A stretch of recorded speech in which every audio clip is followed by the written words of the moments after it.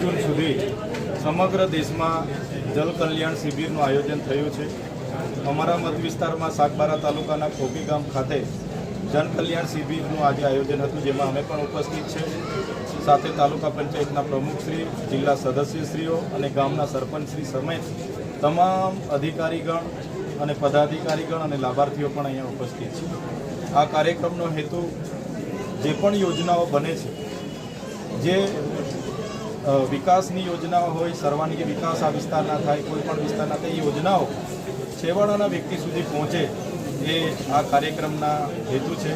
આજે અમે અહીંયા ઉપસ્થિત થઈને તમામ વિભાગોના અધિકારીઓ પણ છે, ત્યારે એક એક યોજનાઓની બધા જ લોકોએ તાલુકા વિકાસ અધિકારીથી લઈ સમાજ કલ્યાણ, ICDS, રોજગાર, ઉદ્યોગ અધિકારી, ટ્રાઇબલ અધિકારી, ખેતીવાડી બધા જ લોકોએ તમામ પ્રકારની યોજનાઓની સરળ અને સચોટ ભાષામાં લાભાર્થીઓને ધ્યાન દોર્યું છે। સાથે સાથે તે જાતિના દાખલા સાથે આધાર કાર્ડથી લઈને જે પણ અપડેટ કરવાના છે, KYC કરવાના છે, તમામ પ્રકારની અહીંયા કામગીરી થવાની છે।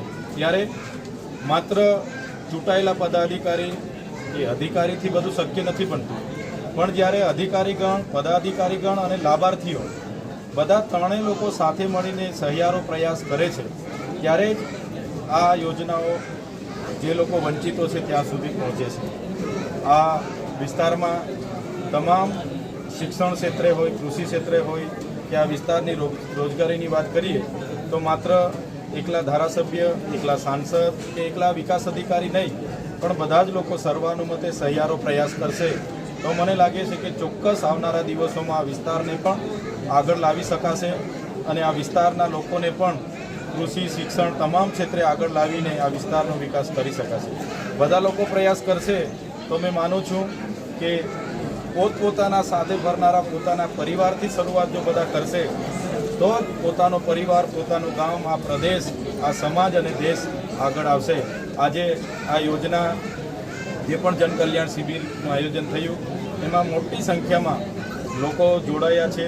સરપંચ, તાલુકા સદસ્યશ્રીઓ, તાલુકાના પ્રમુખશ્રી, જિલ્લાના સદસ્યશ્રીઓ, તાલુકા વિકાસ અધિકારી, મામલતદારશ્રી, વન વિભાગના તમામ કર્મીઓ, આરોગ્ય તમામ લોકોએ સાથે મળીને આ કાર્યક્રમને સફળ બનાવવા પ્રયાસ કર્યા છે અને આજનો કાર્યક્રમ અમારો સફળ રહ્યો છે।